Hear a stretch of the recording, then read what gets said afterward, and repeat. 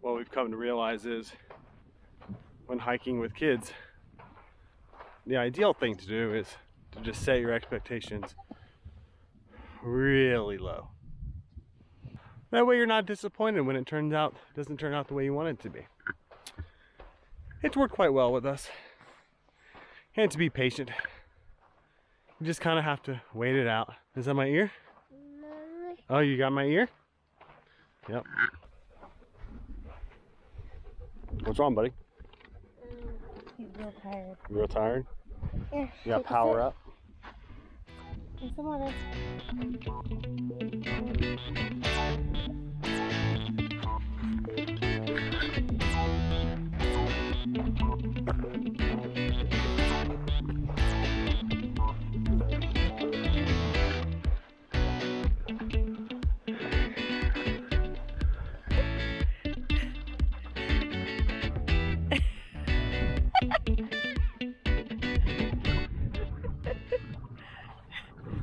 You know, as a dad, something that I always wanted to make sure that I did was create lifelong memories for my kids, or find a way to do something that introduces them to something new or creates some new experiences for them. Now, when I say camping, I don't mean camping in the sense of we go out in a tent, you know, we cook our food over a fire.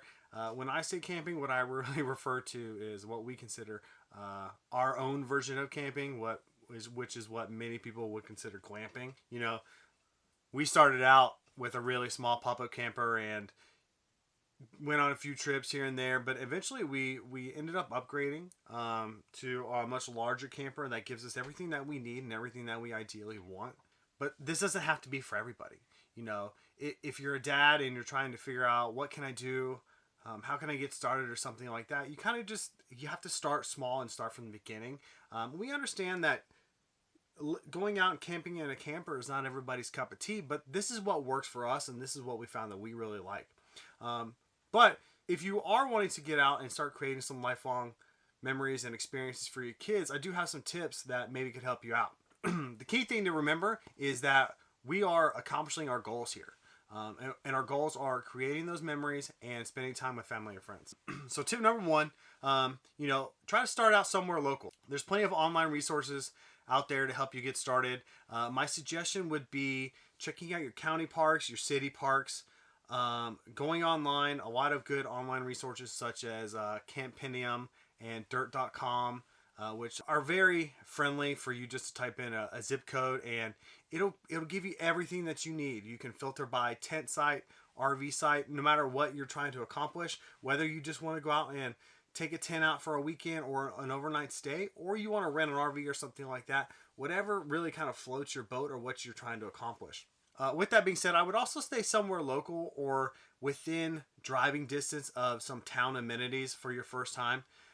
You will be surprised of how many times you get out there, you think you have everything, and then a couple hours in, you realize you need this, you need that, and it's nice just to have a local Walmart, you know, right down the road, or a Target or something like that, where you can just run, make a quick trip, get whatever you need, and then just head on back. It helps relieve a lot of stress and a lot of pressure that can go into taking these first trips with your family, and especially with having small children. Trust me, it happens to us all the time.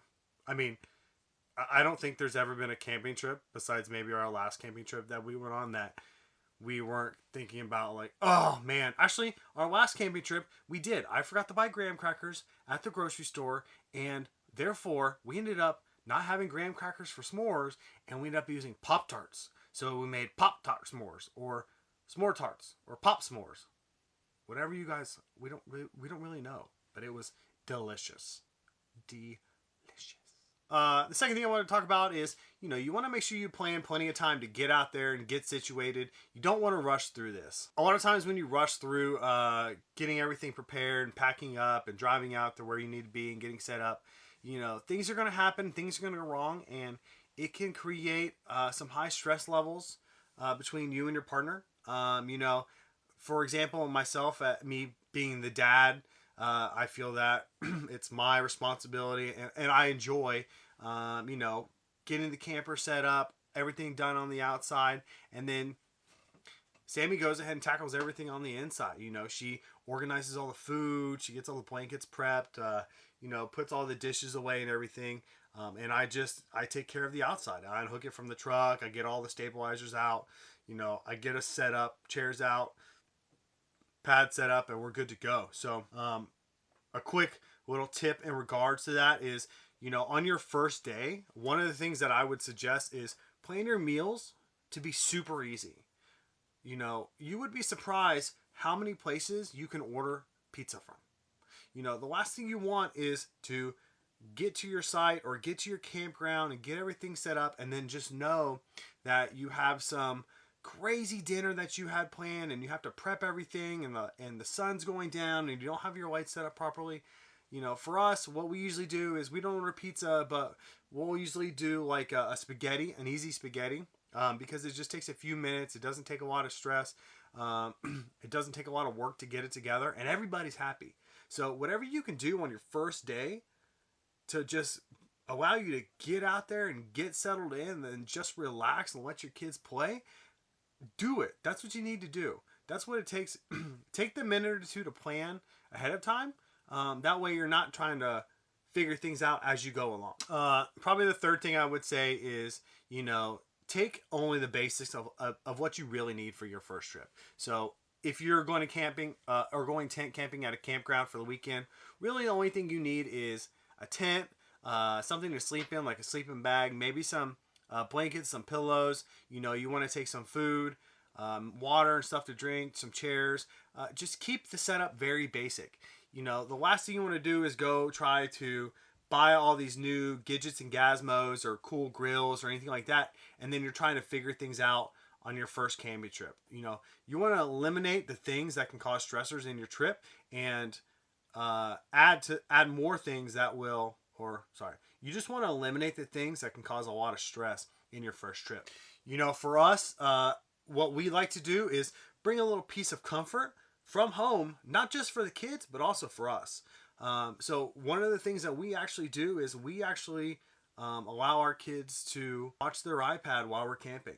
Now, they don't get to watch it the whole time we're there. We realize that kids need to be entertained, they need to be engaged, and it's difficult to expect them to sit around a campfire for hours on hours and behave themselves. So we can usually sense when they've had enough and they want to go inside and they want to relax. So that's about the time that we'll get their PJs on, we'll get their teeth brushed, and then we'll pull out a movie or we'll pull out an iPad and just let them sit inside and enjoy themselves. And usually they just fall asleep wherever they are while, you know, Sammy and I can go outside and enjoy the campfire, have a conversation with family, have some good times with friends, and not really have to worry about keeping our kids entertained. The last one here, you know, which I say this a lot, and you can probably see this from my hiking little video clip, is, you know, set your expectations super low.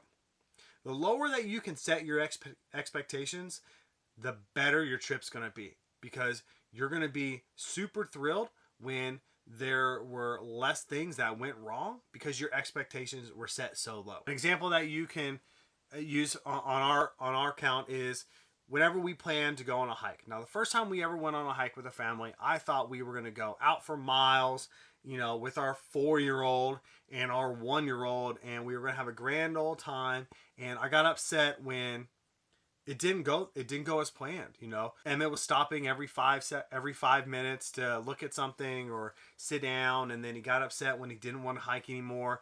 And the hike itself was only really like half a mile, and it took us like an hour.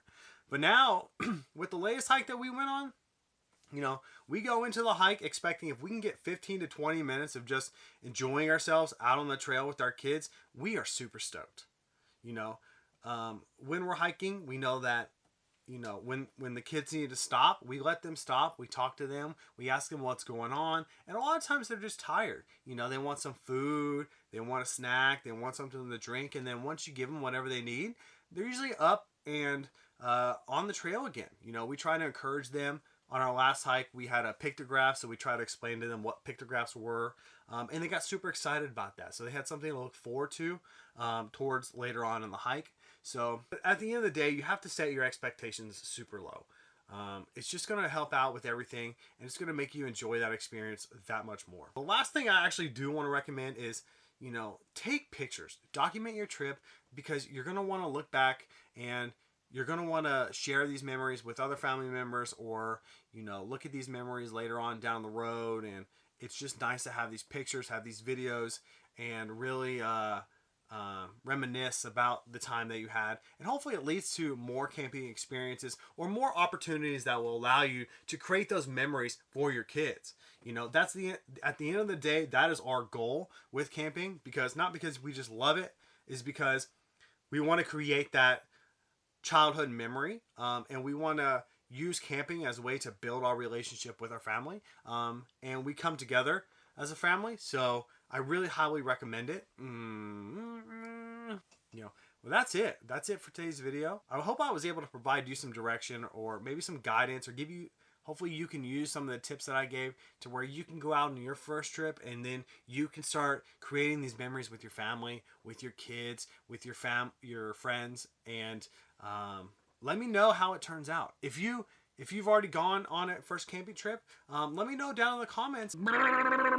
Feel free to hit that subscribe button if you want to see more videos of what it's like to live the busy dad life DIY. And then we'll see you on the flip side. Hello, wind. Let's let that die down before we start talking. I think another key thing to remember is when hiking with kids is to pack important snacks. And if you don't pack snacks, you can always use the promise of snacks when you get back. That's what we have to do.